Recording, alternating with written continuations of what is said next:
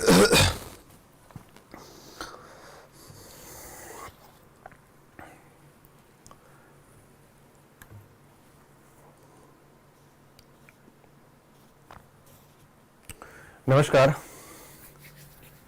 कैसे हैं आप सभी।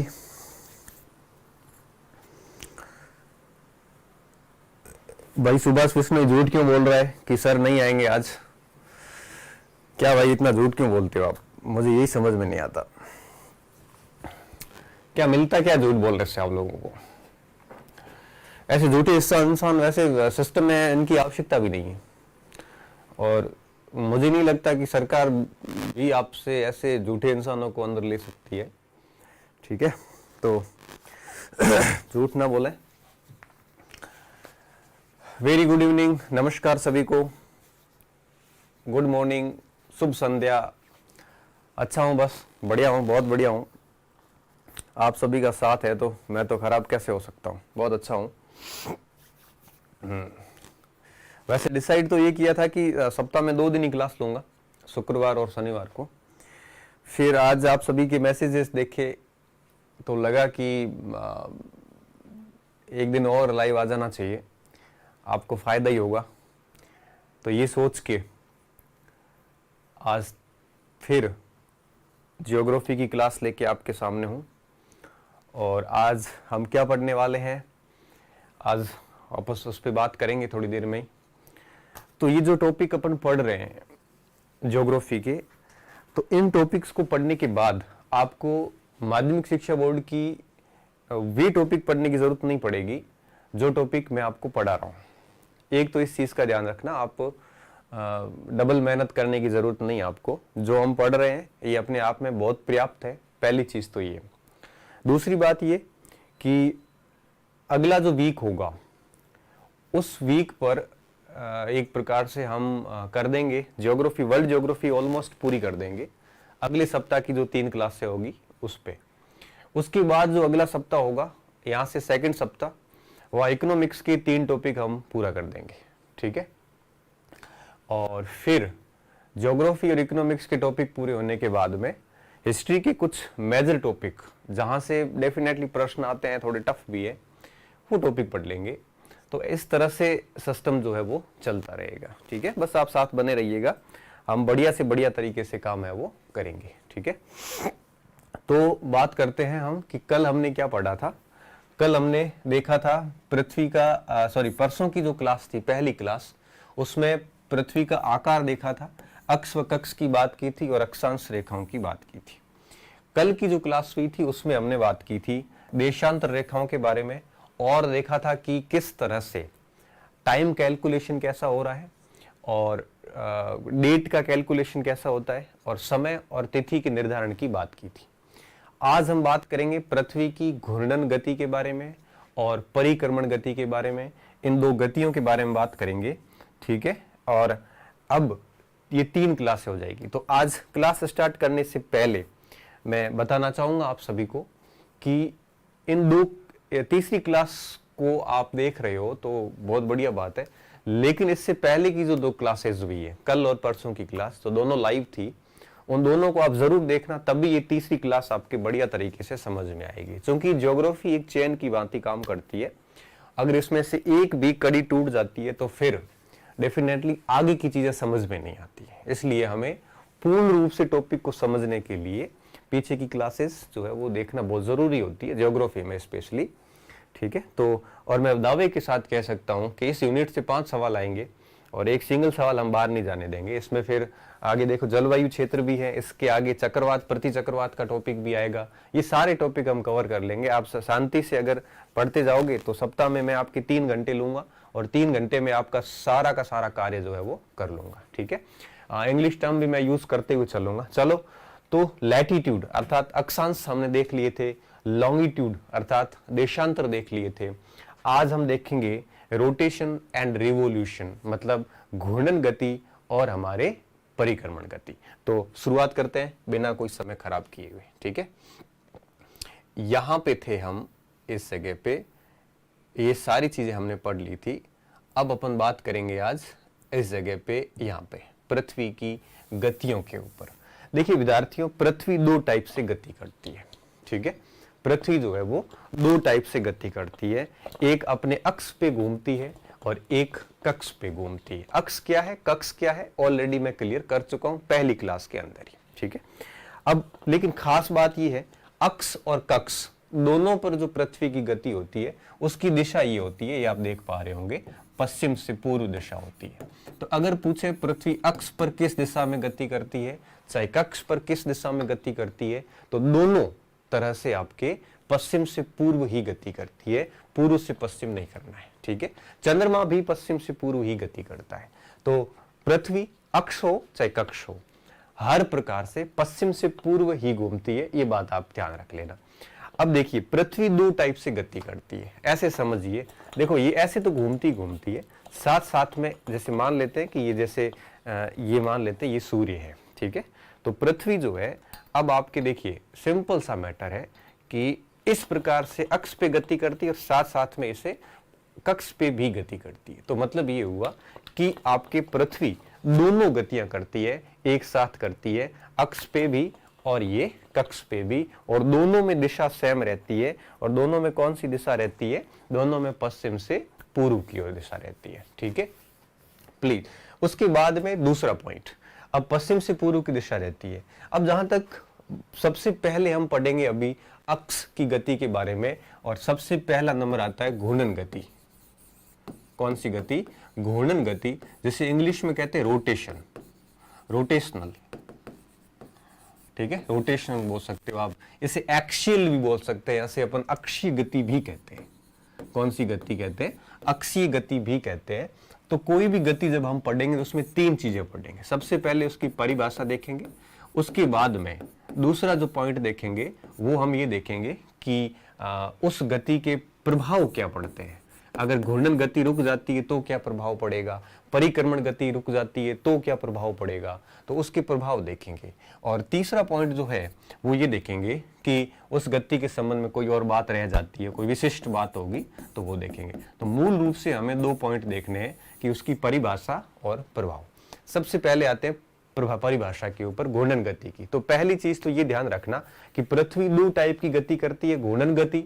आज फिर आवाज कम आ रही है, देखो बच्चे कह रहे हैं आवाज कम आ रही है, तो थोड़ी सी खूब है, देख लेना अगर आवाज कम है तो उसको थोड़ी सी बढ़ा देंगे हम।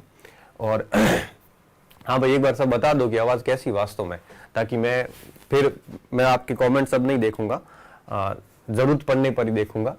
मुझे तो ये समझ में नहीं आता है कि जब आप ये कमेंट करते हो तब आप सुनते हो या पढ़ते हो या फिर कमेंट ही करते हो, मुझे ये भी थोड़ा समझ में कम ही आता है, ठीक है। हाँ भाई आवाज कैसी आ रही है एक बार बता दीजिए। ये भाई एक ध्यान भटका दिया एक ने, चलो सही आवाज आ रही, छोड़ो सही प्रॉपर आवाज है, ठीक है। चलो बात स्टार्ट करते हैं। तो दोनों दो प्रकार की गति होती है और दोनों गतियों को पश्चिम से पूर्व की ओर गति करती है। तो एक तो बात ये याद रख लेना। अब हम सबसे पहले घूर्णन पढ़ेंगे और उसके बाद में परिक्रमण गति पढ़ेंगे, और दोनों में ठीक है सब अच्छे हैं, ओके दोनों में हम दो चीजें देखेंगे। सबसे पहले परिभाषा, तो घूर्णन गति की परिभाषा आपको क्या ध्यान में रखनी है, एग्जाम के पॉइंट ऑफ व्यू से इसमें दो टाइप से सवाल बनते हैं कि पृथ्वी अपनी घूर्णन गति मतलब इस टाइप से सवाल बनता है कि घूर्णन गति करती है किसके ऊपर करती है, तो अक्ष के ऊपर करती है। पृथ्वी अपनी घूर्णन गति किसके ऊपर करती है, अक्ष के ऊपर करती है। पहली चीज तो ये। दूसरी बात ये कि यह जो घूर्णन करती है ये किस हिसाब से करती है, तो एक्सियल जो गति होती है ये आपकी गति एक प्रकार से आप देख पा रहे होंगे, ये जो काली पट्टी दिख रही है इस अक्ष के ऊपर घूमती है और बिल्कुल लट्टू आकार से घूमती है। लट्टू जैसे होता है ना, अपन बचपन में जब खेलते थे तो एक प्रकार से ऐसे एक लट्टू आता था, उसको अपन जैसे घुमाते तो वो चारों तरफ से ऐसे घूमता रहता था। तो पृथ्वी भी उसी हिसाब से घूमती है, तो लट्टू हिसाब से घूमती है। तो पहली चीज तो ये परीक्षा में पूछी जाती है। दूसरी बात ये पूछी जाती है कि पृथ्वी की जो घूर्णन गति है ये है कितनी। अब पृथ्वी की घूर्णन गति आप यहाँ पे देख पा रहे होंगे, 0 डिग्री के ऊपर पृथ्वी घूमती है 1650 किलोमीटर पर घंटे के हिसाब से। आप स्पीड देखिए, हमारी एक बाइक जो होती है वो 70-80 किलोमीटर पे चढ़ती है, गाड़ी 100, 105, 10 किलोमीटर पे चढ़ती है, ठीक है ना। ट्रेन वगैरह आप देखो 100, 200, 250 से 300 से ज्यादा नहीं चढ़ती। और पृथ्वी देखिए, पृथ्वी की गति है आपकी 1 घंटे में पृथ्वी 1650 किलोमीटर घूम जाती है। तो ये लट्टू का मतलब आप समझ ही गए होंगे, लट्टू का मतलब आप बल्ब होता है ना, उस टाइप से घूमना है ऐसे। तो 1650 किलोमीटर पर आवर, मतलब 1 घंटे में पृथ्वी 1650 किलोमीटर की गति कर लेती है। अब यहाँ पे आप एक सबसे महत्वपूर्ण बात नोटिस कर पा रहे होंगे कि जैसे जैसे हम 0 डिग्री से दूर जा रहे हैं वैसे वैसे देखो स्पीड कम होती जा रही है। 1550, 1275, 830 और ध्रुवों पे 0 डिग्री, ये ध्रुवों के ऊपर ये गति बिल्कुल 0 किलोमीटर पर आवर हो गई। तो अब देखिए यहाँ पे सबसे महत्वपूर्ण प्रश्न हमारा क्या बनता है कि पृथ्वी की जो गति है, घूर्णन गति, ये 0 डिग्री पे अलग होती है और ध्रुवों पे अलग होती है। अब आपके मन मस्तिष्क में प्रश्न उठ रहा होगा कि सर, तो पृथ्वी एक ही है तो 0 डिग्री, पृथ्वी एक ही, मतलब एक ही पूरा का पूरा ऑब्जेक्ट है, पूरा एक ही पदार्थ है, इस पूरे पदार्थ को ऐसे घुमा रहे हैं तो पूरा ही घूम रहा है, तो फिर इसकी अलग अलग स्पीड कैसे है? ठीक है, तो स्पीड अलग अलग नहीं है, एक्चुअली इसको महसूस अलग अलग तरीके से किया जाता है। अब जैसे 0 डिग्री है जो विषुवत रेखा है, अब विषुवत रेखा पर सबसे ज्यादा स्पीड का प्रभाव पड़ता है, तो ये स्पीड का प्रभाव रहता है 1650 किलोमीटर के ऊपर। जैसे जैसे हम 0 डिग्री से ध्रुवों की ओर जाते हैं, इस स्पीड का इफेक्ट कम होता जाता है। ठीक है, स्पीड का इफेक्ट कैसा होता जाता है? कम होता जाता है। क्यों? क्योंकि जो क्षेत्र जैसे जैसे आपकी परिधि कम होती जाती है उस पर स्पीड का इफेक्ट कम होता जाएगा। तो जैसे जैसे अपन 0 डिग्री से दूर जाएंगे, चाहे आप उत्तरी गोलार्ध की ओर जाओ, चाहे आप दक्षिण की ओर आओ, जैसे जैसे हम 0 डिग्री से दूर होते हैं वैसे वैसे पृथ्वी जो है वो आपकी चपटी होनी शुरू हो जाती है, इसकी परिधि कम होती जाती है और जो 90 डिग्री है वहां आपके सबसे कम परिधि हो जाती है। ठीक है, तो कहने का मतलब ये हुआ कि जैसे जैसे आप ऊपर जाओगे वैसे वैसे पृथ्वी की परिधि कम होती जाएगी और जैसे जैसे परिधि कम होती जाएगी उसके ऊपर आपके ये जो पृथ्वी की स्पीड है उसको कम महसूस किया जाएगा। आप इसको एक सामान्य एग्जाम्पल से समझ सकते हो।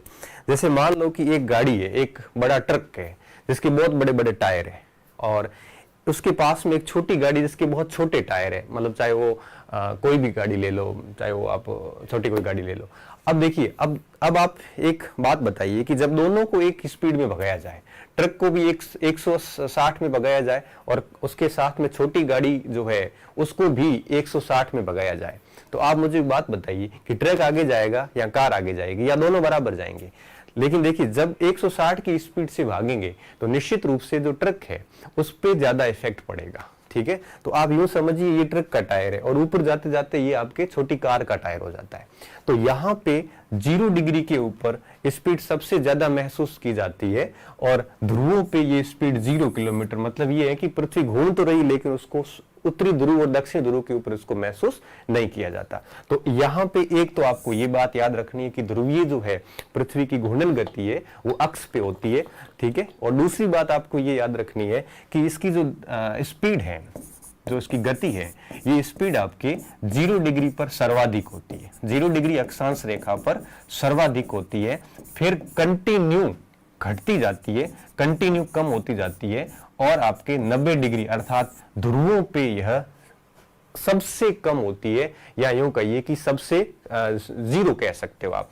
बिल्कुल ट्रक ही आगे जाएगा। क्यों? क्योंकि उसकी स्पीड का, उसका जो आरपीएम है वो भी बहुत ज्यादा होता है। ये सेम बात यहां पे लागू होती है। ठीक है, तो अब आप समझिए। तो दूसरा सवाल यहां से बनता है कि पृथ्वी की जो स्पीड है, जो घूर्णन गति है, यह 0 डिग्री पे सबसे अधिक होती है और फिर जैसे जैसे दूर चले जाओगे वैसे वैसे कम होती जाती है और ध्रुवों पे ये 0 हो जाती है। ठीक है, ये दूसरा सवाल परिभाषा में बन सकता है।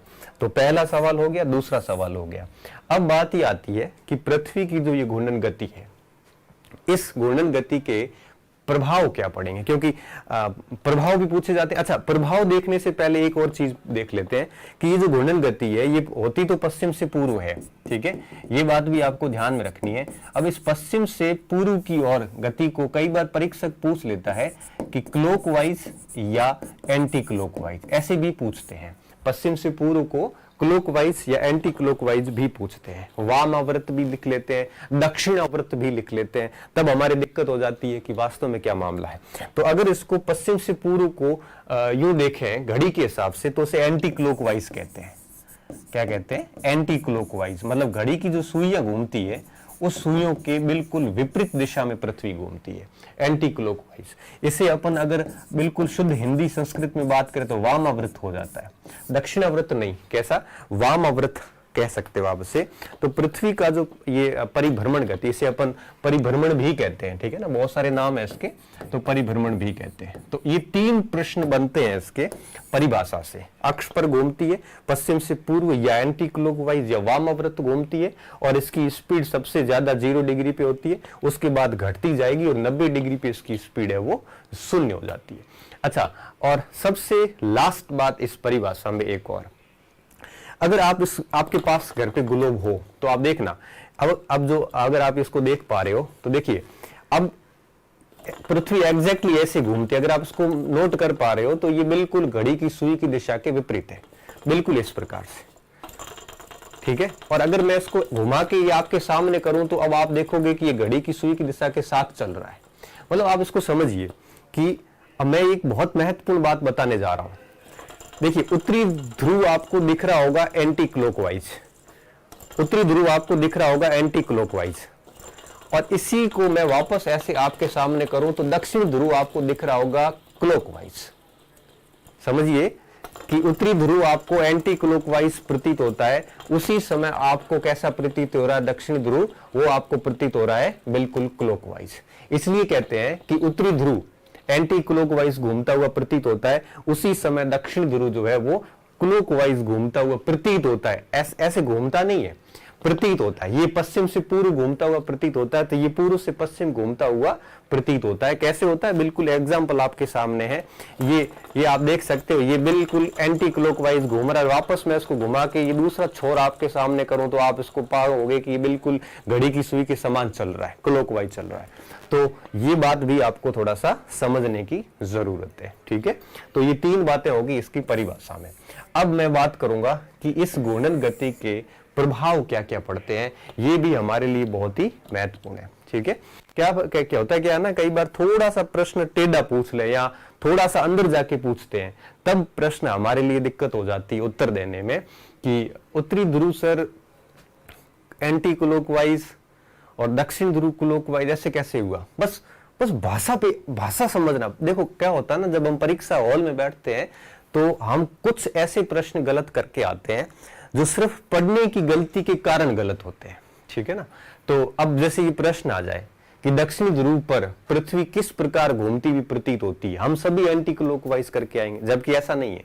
वहां पे वो क्लॉकवाइज घूमती हुई प्रतीत होती है और उत्तरी ध्रुव पे वो एंटी क्लॉकवाइज घूमती हुई प्रतीत होती है। और अगर सीधा सवाल आए कि पृथ्वी किस दिशा में घूमती है, तो होता है आपके सिंपल सा, पृथ्वी हमेशा आपके एंटी क्लॉकवाइज या पश्चिम से पूर्व या वामाव्रत है वो घूमती है, बिल्कुल सिंपल सा, ठीक है। अब देखिए, अब हम आते हैं, हाँ बिल्कुल ये सही कह रहे हैं, दक्षिण ध्रुवी जो है वो सुई के सापेक्ष होती है, वो विपरीत हो जाती है।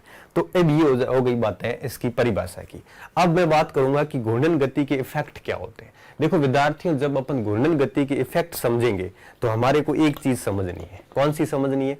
कि अगर घूर्णन गति को रोक दिया जाए, अगर पृथ्वी जो ये घूम रही है ये एकदम रोक दूं मैं, ऐसी कल्पना करते हैं परीक्षा में, क्या कल्पना करते हैं, अगर रोक देते हैं तो पृथ्वी के ऊपर क्या क्या प्रभाव पड़ेंगे। ये प्रभाव ही घूर्णन गति के प्रभाव है। जैसे मान लेते हैं कि पृथ्वी की घूर्णन गति को रोक देते हैं तो अब केंद्रीय बल खत्म हो जाएगा, कोरियोलिस बल वगैरह बहुत सारी चीजें जो है वो खत्म हो जाती है। इसका मतलब क्या हुआ? इसका मतलब ये हुआ कि ये सारे के सारे प्रभाव किसके हैं? घूर्णन गति के। तो दूसरा सवाल इसका सीधा कहीं से बनता है, तो ये बनता है कि घूर्णन गति के प्रभाव कौन कौन से हैं, ठीक है। तो अपन समझते हैं प्रभाव कि घूर्णन गति के क्या क्या प्रभाव पड़ते हैं, ठीक है। विद्यार्थियों, सबसे मेन बात मैं बता रहा हूं कि जो घूर्णन गति है, इस घूर्णन गति और परिक्रमण गति, इन दोनों गतियों के अगर प्रभाव देखने हो, अगर आपको ये लगे कि परीक्षा में भूल जाते हो, वैसे जो भूलोगे आप, जब भूल जाओ तो एक हिंट देता हूं आपको, एक छोटा सा हिंट पकड़ाता हूं कि आपको उत्तर कैसे निकालना। ऐसी सारी घटनाएं जो साल में कई बार होती है, मतलब दिन प्रतिदिन होती है, ठीक है, साल में कई बार होती है, दिन प्रतिदिन होती है, ये सारी घटनाएं किसके कारण होगी? घूर्णन गति के कारण। और साल में कुछ बार ही होती है, 1 2 बार 5 बार 7 बारी होती है, वो सारी घटनाएं किसके कारण होगी? परिक्रमण के कारण। मैं कुछ एग्जाम्पल से समझाता हूं आपको, ध्यान से समझना, बहुत काम आएगी चीज आपके ये। जैसे दिन रात बनना, अब दिन रात तो क्या हर दिन ही होता है ये, तो मतलब ये घूर्णन गति से हुआ। जैसे पवने चलना, ये भी रेगुलर चलती है, ये भी घूर्णन गति से। जैसे मौसमी बदलाव होना, ये भी रेगुलर होते हैं, तो ये भी आपके किसका हो गया? घूर्णन गति के कारण।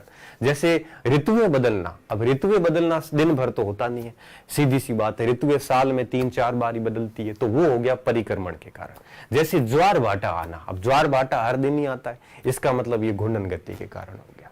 जैसे मान लो कि कोई यूं कहिए कि सूर्य ग्रहण चंद्र ग्रहण होना, अब सूर्य ग्रहण चंद्र ग्रहण साल में आपको पता है 7-8 बार 10 बार से ज्यादा नहीं आते, तो इसका मतलब वो परिक्रमण गति के कारण। उपसौर अपसौर की घटनाएं, अब उपसौर और अपसौर की घटनाएं साल में 2 बार ही होती है, इसका मतलब वो भी परिक्रमण के कारण है।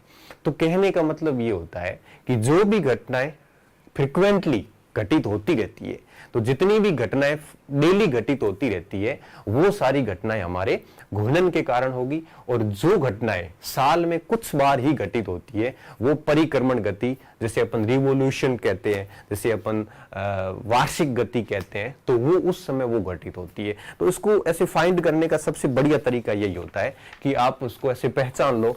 4 ऑप्शन जब दिए हुए होंगे तो 4 ऑप्शन में हो जाएगा, पता चल जाएगा कि भाई कौन सा विकल्प ऐसा है जो दिन प्रतिदिन घटता है, तो आपको पता चल जाएगा और वहां से आपका सीधा उत्तर निकल जाएगा। ये तो क्या एक शॉर्ट ट्रिक है उत्तर निकालने की। जैसे अब आ जाता है कि ज्वालामुखी और भूकंप किस गति के कारण आते हैं, ज्वालामुखी और भूकंप किस गति के कारण आते हैं, तो आप कहोगे सर ज्वालामुखी और भूकंप, तो अब यहाँ कंफ्यूज हो जाओगे आप। तो विद्यार्थियों ध्यान रखना कि ज्वालामुखी भूकंप जैसी गतिविधियां ये सारी की सारी आपके आंतरिक क्रियाओं का कारण है, धरातल के अंदर की क्रियाओं के परिणाम स्वरूप होती है। इनके अंदर एक प्रकार से इस गति का कोई महत्व नहीं है, ठीक है। कोरियोलिस बल हो, चाहे अपसारी केंद्र अपसारी बल हो, ये सारी चीजें, सूर्यताप का परिवर्तन हो, जैसे सुबह सुबह आप देखते हो कि भाई ठंडा मौसम होता है, दिन में एक प्रकार से गर्मी ज्यादा होती है, शाम को फिर ठंडा होता है, रात में एक प्रकार से वो ठंड बढ़ जाती है। ये सारा का सारा जो सूर्यताप में परिवर्तन होता है, ये भी घूर्णन गति के कारण होगा। तो सबसे बेस्ट तरीका यही उत्तर निकालने का कि आप जब भी ऑप्शन देखो तब आप उसमें चारों ऑप्शन में एक चीज पहचानना कि कौन सी ऐसा पॉइंट है जो दिन प्रतिदिन होता है, वो आपके घूर्णन गति के कारण होगा, और आपके साल में कुछ बार ही होता है, वो आपके परिक्रमण गति के कारण होता है। अब हम समझते हैं एक एक पॉइंट को, ठीक है। सबसे पहला प्रभाव, तो घूर्णन गति का सबसे पहला प्रभाव ये होता है कि दिन व रात का बनना, ठीक है। देखो विद्यार्थियों, दिन व रात बनना, मैं एक और पॉइंट बता देता हूं यहाँ पे कि भूगोल की परिभाषा में रात कुछ होती नहीं है। भूगोल की परिभाषा में रात होती ही नहीं है। क्यों? भूगोल में 24 ही घंटे का दिन होता है। भूगोल में क्या होता है? 24 ही घंटे का दिन होता है। जो भाग सूर्य के सामने होता है उसे हम एक प्रकार से प्रकाशित क्षेत्र या दिन कहते हैं, और जो भाग आपके उसके विपरीत होता है उसे हम अंधकार युक्त क्षेत्र या रात बोल देते हैं, ठीक है। तो अब मैं कोरियोलिस बल वगैरह सारी चीजें बताने वाला हूं, आप बस धैर्य रखिए। कोरियोलिस बल भी समझाऊंगा आपको, केंद्र अपसारी बल भी समझाने वाला हूं, एक एक पॉइंट समझाने वाला हूं, कुछ भी छोड़ूंगा नहीं मैं। आप बस शांति से समझते जाइए और लास्ट तक आते आते आपका एक एक पॉइंट क्लियर हो जाएगा। ये ओनली फॉर रीड के लिए नहीं है। कुछ बच्चे पूछते हैं सर रीड के लिए ही है और कोई एग्जाम के लिए नहीं है। भैया ऐसा है कि अक्षांश देशांतर जहां कहीं है, घूर्णन गति, परिक्रमण गति, आप ऐसा कोई भारत का एग्जाम नहीं होगा जिसमें ये नहीं होते। तो आप इसको केवल रीड तक केंद्रित ना करें। ये हमें ऐसी हेडिंग लिखनी पड़ती है केवल रीड के लिए, ताकि क्या ना हमारे व्यूज बढ़े, हमारे ज्यादा लाइव आए। ये हमारी एक मजबूरी है। बाकी ये एग्जाम जो है, ये टॉपिक जो है आपके हर एग्जाम में काम करते हैं, 6ठी से लेके 12वीं तक हर जगह दिए हुए है, ठीक है। हाँ, ऋतु परिवर्तन वगैरह सारी चीजें मैं आगे समझाऊंगा कि किससे क्या क्या होता है। अब मैं वापस अपने पॉइंट पे आ रहा हूं। तो जैसे मान लेते हैं कि जैसे मान लो ये सूर्य है, अगर अपन इसकी जैसे प्रकाश पड़ेगा, अब जो भाग इस सूर्य की किरणों के सामने है उसे हम दिन कहते हैं, और जो भाग इसके विपरीत है उसे हम क्या कहते हैं? रात कहते हैं। तो अगर यह पृथ्वी नहीं घूमती, अपने अक्ष पर पृथ्वी अगर नहीं घूमती तो दिन व रात नहीं बनते। ध्यान रखना, कई बार ऐसे हाइपोथेटिकल एग्जाम बन जाते, प्रश्न बनते हैं। अच्छा, मैं अगर आपसे एक सवाल पूछता हूं कि पृथ्वी की स्पीड बढ़ा दी जाए, जो अभी 1670 किलोमीटर थी, इसको अगर बढ़ा दिया जाए, तो अगर पृथ्वी की स्पीड बढ़ेगी तो मुझे एक बात बताइए कि दिन की अवधि घटेगी कि बढ़ेगी। अब ये आपके ऊपर प्रश्न है कि पृथ्वी की स्पीड अगर बढ़ा दी जाए, पृथ्वी की स्पीड को तेज किया जाए, तो मुझे बताइए दिन की अवधि घटेगी कि बढ़ेगी। अगर पृथ्वी तेज होगी तो जो 24 घंटे में चक्कर पूरा हो रहा है, ये चक्कर आपके बहुत ज्यादा तेज होगी तो कम अवधि में पूरा हो जाएगा। तो सीधी सी बात है कि जब भी पृथ्वी की गति बढ़ेगी तो दिन छोटे हो जाएंगे, पृथ्वी की गति घटेगी तो दिन कैसे हो जाएंगे, बड़े हो जाएंगे। ये बहुत ही आसान सा सवाल है। देखो 1650 आता है, 1670 भी आता है किताबों में, कोई इतना इश्यू नहीं है। आप इतना बताइए कि अगर पृथ्वी की गति बढ़ जाती है, एक हाइपोथेटिकल एग्जाम है कि गति अगर बढ़ जाती है तो दिन की अवधि कैसी होगी। पृथ्वी की गति अगर अपन बढ़ा देते हैं तो दिन की अवधि कितनी होगी, तो दिन की अवधि डेफिनेटली कम पड़ जाएगी, ठीक है। और अगर पृथ्वी की गति कम कर देते हैं तो दिन की अवधि कैसी हो जाएगी, बढ़ जाएगी। देखिए समझिए, इस बात को समझिए। जैसे मान लेते हैं कि जो अगर गति बढ़ा देंगे तो जो चक्कर ये 24 घंटे में पूरा करती है, ये चक्कर वो आपके अगर गति बढ़ा दी तो 23 घंटे में, 22 घंटे में पूरा कर देगी। इसका मतलब गति बढ़ेगी तो दिन की अवधि घट जाएगी, अगर गति कम कर देंगे तो दिन की अवधि आपके बढ़ जाएगी। ऐसे सवाल भी परीक्षा में पूछते हैं। अब देखिए यहाँ पे अब बात ही आती है कि दिन और रात की अवधि बनना तो हमने देख लिया। अब एक पॉइंट यहाँ पे और भी परीक्षा में पूछते हैं। अब ये जो दिन और रात बनते हैं, ये बनते हैं पृथ्वी की इस गति के कारण। अब पृथ्वी गति कितने समय में करती है, तो सीधा सा सिंपल सा सवाल उत्तर आता है कि पृथ्वी की जो अपनी गति है, ये इस जगह पे ये घूमती है आपके 24 घंटे में। हम कितने में लिखते हैं, 24 घंटे में लिखते हैं। और एग्जैक्टली टाइम आता है आपके 23 घंटे 56 मिनट और 4 सेकंड, ठीक है। पृथ्वी अपना अक्ष पर एक प्रकार से चक्कर लगाने में, एक चक्कर लगाने में कितना समय लेगी, तो एक चक्कर लगाने में आपके कितना समय लेती है, 23 घंटे 56 मिनट और 4 सेकंड का। और इसे हम कहते हैं नक्षत्र दिवस। क्या कहते हैं, नक्षत्र दिवस कहते हैं, ठीक है, नक्षत्र दिवस कहते हैं। एक विद्यार्थियों सौर दिवस भी आता है, और सौर दिवस और नक्षत्र दिवस में ये डिफरेंस मैं कभी बाद में समझाएंगे। अभी इसको समझाने लगूंगा तो आपको एक अलग सी वीडियो चला जाएगा पूरा का पूरा। सौर दिवस होता है 24 घंटे का और नक्षत्र दिवस होता है 23 घंटे 56 मिनट और 4 सेकंड का।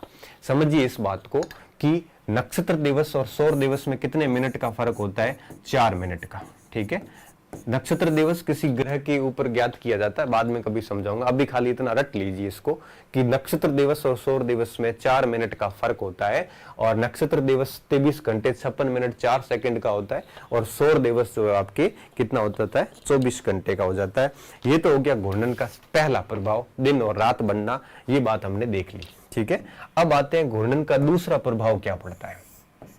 घूर्णन का दूसरा प्रभाव, अब देखिए पृथ्वी जब घूमती है, ठीक है, जब पृथ्वी घूमेगी, सीधी सी बात है, जब पृथ्वी घूमती है तो वो अपनी चीजों को बाहर की ओर फेंकती है।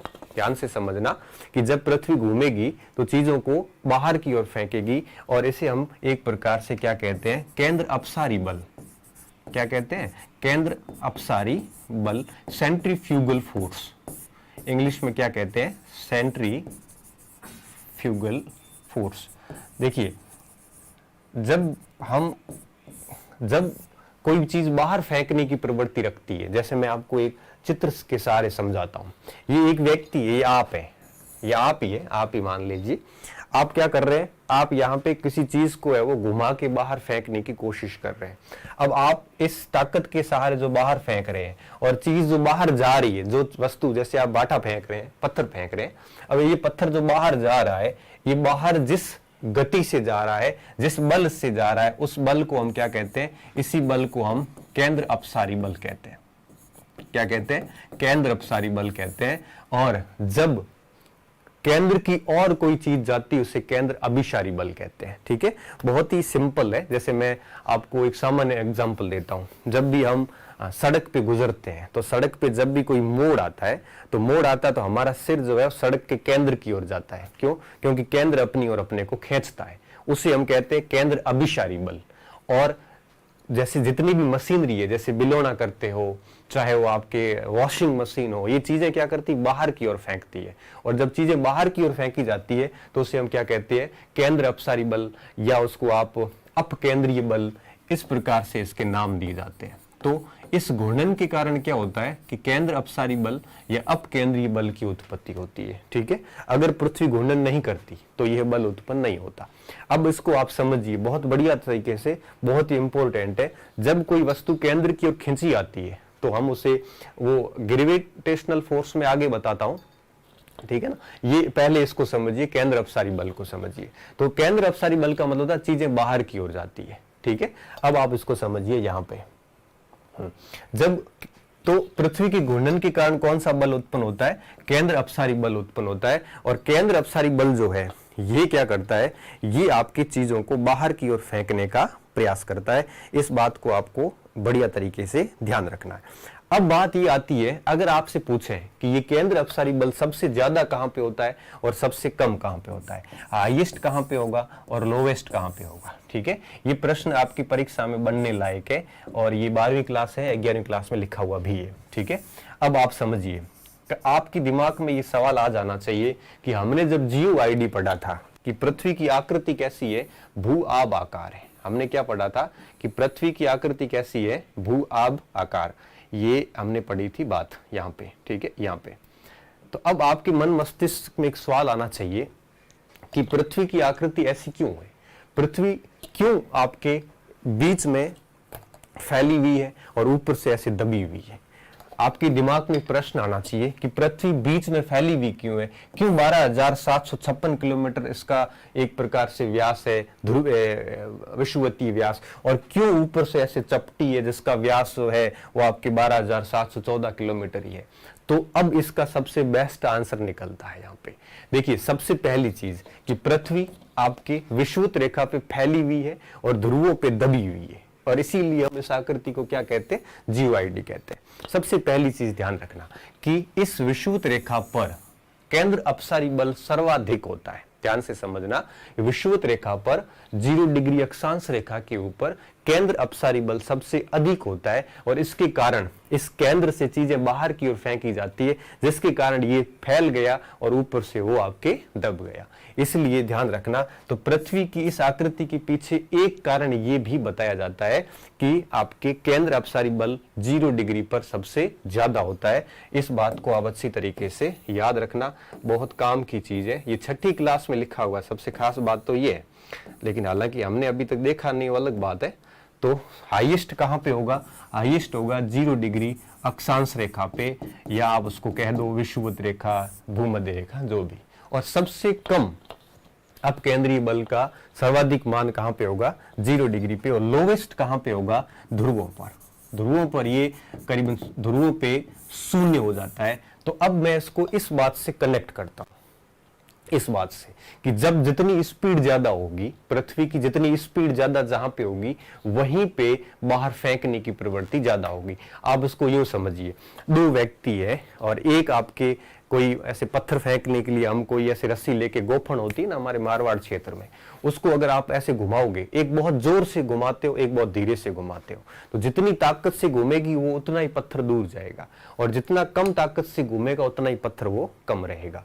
तो यहाँ पे स्पीड ज्यादा है तो फेंकने की आपके रेट भी ज्यादा होगी, तो यहाँ ज्यादा फेंका दूर जाता है, इसलिए यहाँ पे हम कहते हैं कि अपकेंद्रीय बल अधिक है। और यहाँ पे 0 किलोमीटर स्पीड है तो यहाँ पे आपके अपकेंद्रीय बल कैसा हो जाता है, 0 हो जाता है, 0 हो जाता है। ठीक है, तो अब आपको ये बात समझ में आ गई होगी कि ध्रुवों पर अपकेंद्रीय बल होता है 0 और 0 डिग्री अक्षांश रेखा पर अपकेंद्रीय बल होता है हाईएस्ट। इस बात का ध्यान रखना, और इसी के परिणाम स्वरूप, केंद्र अपसारी बल के परिणाम स्वरूप ही पृथ्वी की आपके साइज कैसी हो गई, भू आब आकार होगी पृथ्वी। पहले पृथ्वी ऐसी नहीं थी, इस बल के कारण कैसी हो गई, भू आभ आकार की हो गई। ये बात आपको बढ़िया तरीके से याद रखनी है, बहुत काम की चीज है, ठीक है। तो केंद्र अपसारी बल आपको समझ में आ गया होगा। अभी हमें दो बल और समझने हैं, गुरुत्वाकर्षण बल भी समझना है और आपके कोरियोलिस बल भी समझना है।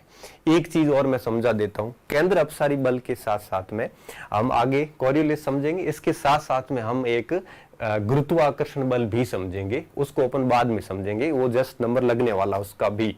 तो केंद्र अपसारी बल से 3 सवाल बनते हैं। पहला सवाल कि केंद्र अपसारी बल जो है ये किसके कारण होता है, तो आप कहोगे पृथ्वी की घूर्णन गति के कारण। विद्यार्थियों सवाल बनता है इसका।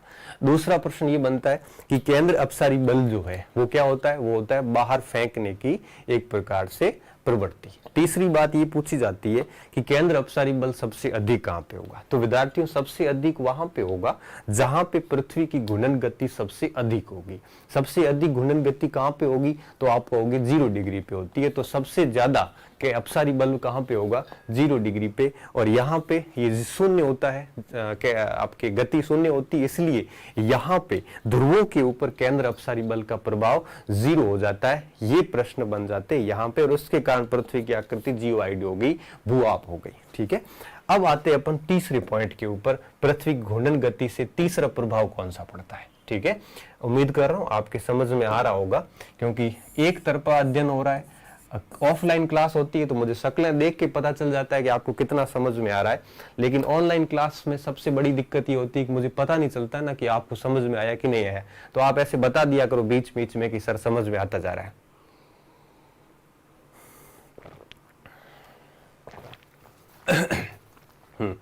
अब बात करता हूं मैं प्रभाव के ऊपर। तीसरा प्रभाव क्या पड़ेगा, तीसरा प्रभाव पड़ेगा विक्षेपण बल, ठीक है। विक्षेपण बल आप डिप्लेशन फोर्स कह सकते हो, इंग्लिश में इसको डिप्लेशन फोर्स कह सकते हैं। और इस फोर्स की खोज एक प्रकार से कोरियोलिस ने की थी, इसलिए इसको कोरियोलिस बल भी कहते हैं। देखो विद्यार्थियों, साइंस की भाषा में जाऊंगा तो काफी गलत हो जाएगा, बस हमारे को समझने के दृष्टिकोण से ही हम ये बात कर रहे हैं, कोरियोलिस बल। तो देखिए, पृथ्वी के घूर्णन के कारण ही ये विक्षेपण बल उत्पन्न होता है। और विक्षेपण का मतलब होता है डिप्लेशन। डिप्लेशन का क्या मतलब होगा, मैं बहुत ही सामान्य बात समझाता हूं आपको। जैसे आप उधर खड़े हैं, मैं इधर खड़ा हूं, मेरे से आपकी तरफ अगर हवाएं जाती है या कोई वस्तु फेंकता हूं तो बिल्कुल ऐसे सीधी जाएगी, है ना, ऐसे सीधी जाएगी। लेकिन हुआ क्या, अगर मैंने आप तक की वस्तु फेंकी और ये वस्तु आप तक सीधी न आके और थोड़ी डाइवर्ट हो गई, थोड़ी डाइवर्ट हो गई, मतलब ये हुआ कि वो आपके साइड में थोड़ी घूम गई। तो मुझे आप बताइए कि अब बात ये है कि जब कोई वस्तु मैंने आप तक सीधी फेंकी थी लेकिन वो डाइवर्ट हो गई, डाइवर्ट क्यों हुई, इसके पीछे जो सबसे बड़ा कारण है वो कारण कौन सा है, विक्षेपण बल।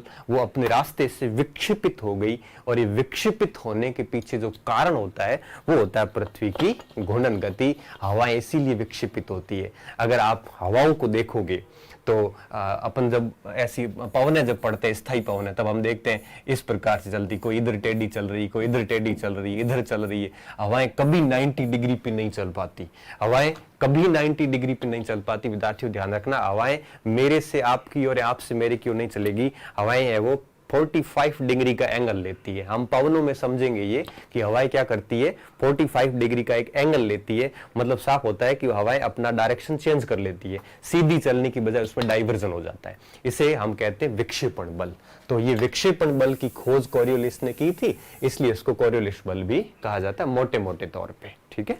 तो डिप्लेशन फोर्स को कोरियोलिस फोर्स कहते हैं। तो ये कोरियोलिस फोर्स जो है ये किसके कारण उत्पन्न होता है, ये होता है घूर्णन गति के कारण।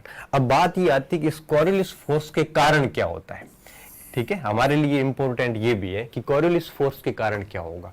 देखिए, कोरियोलिस फोर्स के कारण हवाओं की दिशाएं बदल जाती है, मतलब हवाओं की दिशा में विक्षेपण हो जाता है। तो हम कहेंगे कि जो पवनों की गति है, पवनों की दिशा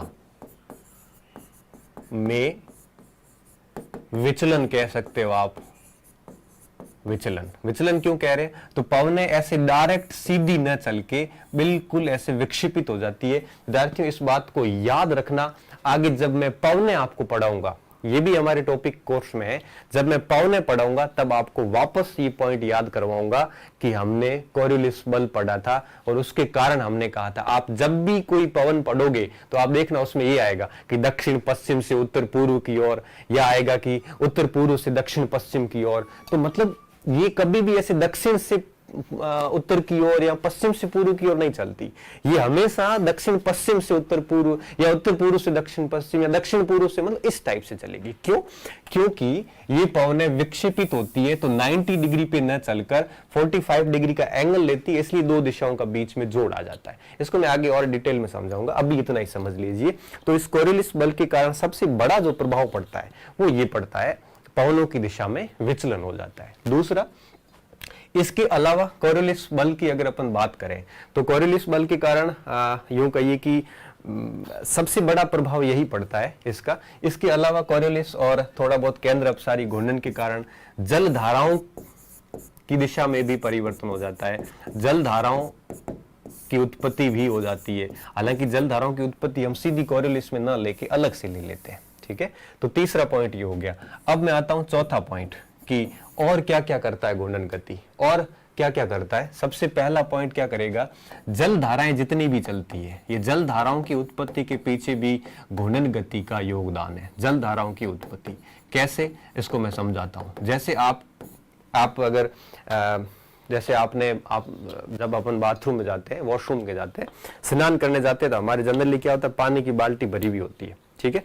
और पानी की बाल्टी को जब हम घुमाएंगे तो पानी की बाल्टी जब घूमेगी तो आप नोट करना कि उसके अंदर जो पानी है वो विपरीत दिशा में घूमना शुरू करेगा। जैसे मान लो कि अपन बाल्टी को ऊपर से ऐसे पश्चिम से पूर्व घुमाएंगे तो अंदर का पानी पूर्व से पश्चिम घूमेगा। ये आपने नोट किया कि नहीं किया पता नहीं, बट करना कैसे, जब भी आप बाल्टी को घुमाओगे तो जिस दिशा में बाल्टी को घुमाओगे पानी, उसके अंदर का पानी विपरीत दिशा में घूमेगा। इससे क्या होता है, इसका मतलब ये हुआ कि पृथ्वी की घूर्णन गति के कारण अब पृथ्वी पश्चिम से पूर्व की ओर घूम रही है, तो 0 डिग्री पे जल धाराएं जितनी भी है वो सारी पूर्व से पश्चिम की ओर है। ध्यान रखना, जल धाराओं की दिशा पूर्व से पश्चिम की ओर क्यों है, क्योंकि पृथ्वी पश्चिम से पूर्व की ओर घूम रही है, और जब पृथ्वी ऐसे घूमेगी तो जल वापस उस ओर जाएगा, और इस वजह से क्या होता है, इस वजह से जल धाराओं की दिशा भी पूर्व से पश्चिम। कई बार प्रश्न पूछते हैं कि जल धाराओं की दिशाएं पश्चिम 0 डिग्री के ऊपर आपके पूर्व से पश्चिम की ओर क्यों है, क्योंकि पृथ्वी पश्चिम से पूर्व की ओर घूमती है और जल धारा है उसके विपरीत हो जाती है। क्यों होती है, आप खुद एग्जाम्पल करके देख सकते हो उसको। इसके अलावा क्या होता है, इसकी ये चौथा पॉइंट हो गया। इसके अलावा अगर अपन देखें तो पांचवें बिंदु के तौर पे ज्वार भाटा, ज्वार भाटा ये आता है अपकेंद्रीय बल के कारण, केंद्र अपसारी बल के कारण, ठीक है। देखिए ज्वार भाटे के पीछे 3 कारण जिम्मेदार होते हैं, ठीक है। 3 कारण, क्योंकि ये जितने भी ये भूगोल के साइंस के जो प्रयोग हैं ये हमारे आसपास ही घटित होते हैं, हम उसको नोट नहीं कर पाते, ठीक है। आप देखिए कि जो ज्वार भाटा है, ये ज्वार भाटा आपके उत्पत्ति के 3 कारण ही होते हैं। या तो उसको चंद्रमा अपनी ओर आकर्षित करता है तब ज्वार भाटे आते हैं, सबसे ज्यादा शक्तिशाली ज्वार भाटे चंद्रमा की आकर्षण शक्ति के कारण आते हैं, या फिर सूर्य की आकर्षण शक्ति के कारण आते हैं, ये थोड़े कमजोर होते हैं। और तीसरा जो ज्वार भाटा आता है वो आता है आपके केंद्र अपसारी बल के कारण, पृथ्वी के इस केंद्र अपसारी बल के कारण क्या होता है, ज्वार भाटे आते हैं। तो ज्वार भाटा भी एक प्रकार से इस केंद्र अपसारी बल के कारण, और ये बल हो गया घूर्णन गति के कारण, तो यहाँ पे ज्वार भाटा आना भी इस घूर्णन गति का एक प्रकार से परिणाम है। इसके अलावा आगे कुछ और पॉइंट भी है, अपन छठा पॉइंट और ले लेते हैं यहाँ पे। एक मैं यहाँ पे आपसे और सवाल करता हूं कि आप जैसे मान लो बहुत ऊंचाई पे हैं, अंतरिक्ष में, आकाश में, नरेश सोनी ने अच्छा प्रश्न किया है कि आप बहुत ऊंचाई पे हैं और आपने ऊंचाई से कोई गेंद नीचे गिराई, ठीक है। ऊंचाई से जब आप गेंद नीचे गिराओगे तो मुझे आप बात बताइए कि जो ऊंचाई से जो गेंद नीचे गिरेगी वो गेंद आपके अपनी मूल दिशा के इधर पूर्व में जाएगी कि पश्चिम में जाएगी। ये सवाल भी कई बार पूछा जाता है कि जब आप ऊंचाई से गेंद को नीचे गिराओगे तो वो आपके पूर्व में जाएगी या पश्चिम में जाएगी, और जाएगी तो उसके पीछे कारण क्या है। ये 2 टाइप के सवाल परीक्षा में पूछे जाते हैं, तो मैं आपको बता देता हूं इसका बढ़िया आंसर। देखिए होता क्या, जब यहाँ पे अपन एक ट्रेन का एग्जाम्पल लेते हैं, जब हम ट्रेन में चढ़े और जब ट्रेन से नीचे उतरते हैं, और जैसे मान लो कि प्लेटफॉर्म पे जब ट्रेन रुक रही होती है, हालांकि स्पीड में होती है और रुक नहीं रही है, सीधी चल रही है, उसके पास में अगर कोई व्यक्ति खड़ा है उस प्लेटफॉर्म पे, तो प्लेटफॉर्म पे एक स्पष्ट हिदायत दी जाती है कि जब ट्रेन स्पीड से आती है तो आप निश्चित दूरी बनाए रखें, अन्यथा आप ट्रेन के साथ गति करने शुरू कर दोगे। तो ट्रेन जो है वो आपके एक प्रकार से जिस गति से जा रही है आपको खींच के अपने साथ ले लेती है। तो ट्रेन दक्षिण की तरफ जा रही है तो आप भी दक्षिण की तरफ जाना शुरू करोगे, ट्रेन पश्चिम की तरफ जा रही है तो आप भी पश्चिम की तरफ जाना शुरू करोगे। अच्छा, अगर ट्रेन रुक रही है और हम उतर रहे हैं वहां पे, अब जब हम ट्रेन से उतरते हैं तो आपने नोटिस किया होगा जब थोड़ी सी स्पीड से ट्रेन होती है और हमें उतरना होता है तो हमें नीचे पैर रखकर ट्रेन की स्पीड के साथ उसी दिशा में गति करनी पड़ती है, तब हम जाके वहां सेट होते हैं। उतरते अगर विपरीत दिशा में गति करेंगे तो हम गए वहां से। इसलिए जब भी कोई वस्तु हम गिराते हैं तो यहां सेम नियम लागू होता है, वो वस्तु भी पृथ्वी की गति के साथ गति करनी शुरू करती है। तो पृथ्वी पश्चिम से पूर्व की ओर चली जाएगी, ठीक है, पृथ्वी पश्चिम से पूर्व की ओर गति करती है। इसका मतलब ये हुआ कि जो वस्तु हम ऊपर से गिराएंगे वो वस्तु भी अपनी मूल दिशा के पूर्व की ओर जाएगी। ध्यान रखना, वो वस्तु मूल दिशा के किस ओर जाएगी? पूर्व की ओर जाएगी। तो ये सवाल कैसे आता है? ये सवाल ऐसे आता है दो टाइप से, कि अगर किसी वस्तु को बहुत ऊंचाई से गिराया जाए और अगर वो वस्तु अपनी मूल दिशा के किस ओर जाएगी तो आप कहोगे कि वो वस्तु मूल दिशा के पूर्व की ओर जाएगी। क्यों? क्योंकि पृथ्वी की गति के साथ गति करेगी। एक तो सवाल ऐसे आता है। इसका दूसरा सवाल और भी बनता है। दूसरा सवाल क्या बनता है कि अगर किसी वस्तु को गिरा दिया जाए और मूल दिशा से दूसरी ओर गिरती है, मूल दिशा से कुछ साइड में गिर जाती है, तो मूल दिशा के साइड में गिरती है तो इसके पीछे कारण क्या है? तो कारण क्या होता है? तो आप कहोगे घूर्णन गति के कारण है, वो अपनी मूल दिशा से या मूल जगह से भटक जाती है। तो किस दिशा में भटकती है, किस कारण भटकती है, दोनों सवाल बनते हैं। तो किस कारण भटकती है? तो घूर्णन गति के कारण। और किस दिशा में जाएगी? तो पूर्व की ओर जाएगी। ये बात आपको बढ़िया तरीके से याद रखनी है, ठीक है। वायु की दिशा कोई पूछ रहा है विद्यार्थी, वायु की दिशा का मैं आपको आगे जब वायु पवनें पढ़ेंगे वहां आपको अच्छी तरीके से समझाऊंगा, ठीक है। हाँ, अब आगे अपन इस बात को और समझते हैं। तो ये आपके यूं कहिए कि ज्वार भाटा हो गया, जल धाराओं की दिशा होगी, हवाओं की गति की दिशा होगी। और अब एक और पॉइंट यहां पे आ सकता है हमारे, वो है आपकी सूर्यताप की मात्रा।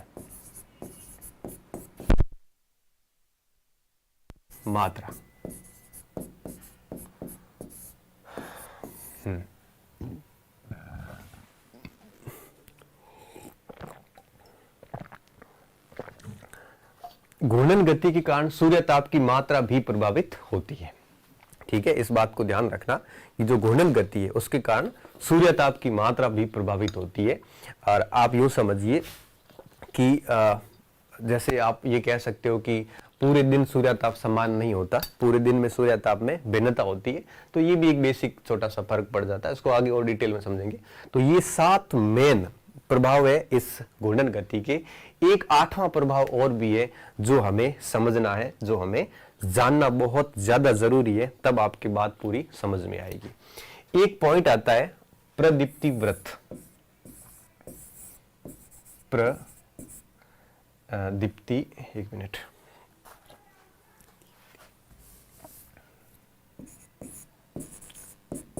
प्रदीप्ति व्रत या सर्कल ऑफ इल्यूमिनेशन भी बोलते हैं उसको। सर्कल ऑफ इल्यूमिनेशन का मतलब होता है प्रदीप्ति व्रत। प्रदीप्ति व्रत होता क्या है? प्रदीप्ति व्रत को मैं अगर सामान्य भाषा में समझाऊं आपको, तो जैसे इस ग्लोब के सामने, सूर्य के सामने ग्लोब का जो भाग होगा, सूर्य के सामने पृथ्वी का जो भाग आएगा और जो भाग प्रकाशित होगा उसे हम प्रदीप्ति व्रत कहते हैं, और जो भाग पीछे अंधेरे में आएगा उसे हम प्रदीप्ति व्रत नहीं कहते। इसको मैं एक चित्र के सहारे समझाता हूं मैं आपको। देखिए, ये तो हमने केंद्र अपसारी बल समझ लिया। इसको समझिए, देखिए इसको आप चित्र को अगर देख पा रहे होंगे तो ये सूर्य है और यहां देखिए ये सूर्य, और ये आपके एक स्थिति है, शायद 21 जून 23 सितंबर की स्थिति लग रही है, मार्च की लग रही है स्थिति। चलो स्थिति बाद में समझाते हैं, पहले ये समझिए कि ये भाग जो है आप देख पा रहे होंगे, ये भाग पूरा का पूरा प्रकाशित है। सूर्य की किरणें इस भाग के ऊपर पड़ रही है। इस भाग को हम कहते हैं प्रदीप्ति व्रत। क्या कहते हैं? प्रदीप्ति मतलब क्या हुआ कि सूर्य की किरणें पृथ्वी के जिस भाग को प्रकाशित करती है उस भाग को हम क्या कहते हैं, प्रदीप्ति वृत्त कहते हैं। और जैसे अब ये भाग प्रदीप्ति वृत्त है, ये भाग प्रदीप्ति वृत्त है, ठीक है। और इस समय यहां का भाग अपने को दिख नहीं रहा है, तो जो भाग सूर्य की किरणों से प्रकाशित होता है उसे हम क्या कहते हैं, प्रदीप्ति वृत्त कहते हैं, सर्कल ऑफ इल्यूमिनेशन कहते हैं। तो देखिए अब सबसे बड़ी बात आती है यहाँ पे कि प्रदीप्ति वृत्त होता क्या है, वो तो अपन ने समझ लिया। अब आगे सबसे महत्वपूर्ण बात, अब पृथ्वी जब घूमती है तो वो प्रदीप्ति वृत्त जो है वो आपके यूं कहिए कि पृथ्वी के ऊपर रहता है और ये घूमता रहता है साथ साथ में। बफरिंग हो रहा है, बफरिंग शायद नेट की कमी की वजह से हो रहा होगा, क्योंकि लाइट चली गई तो फिर हो सकता है कि इंटरनेट की कमी के कारण।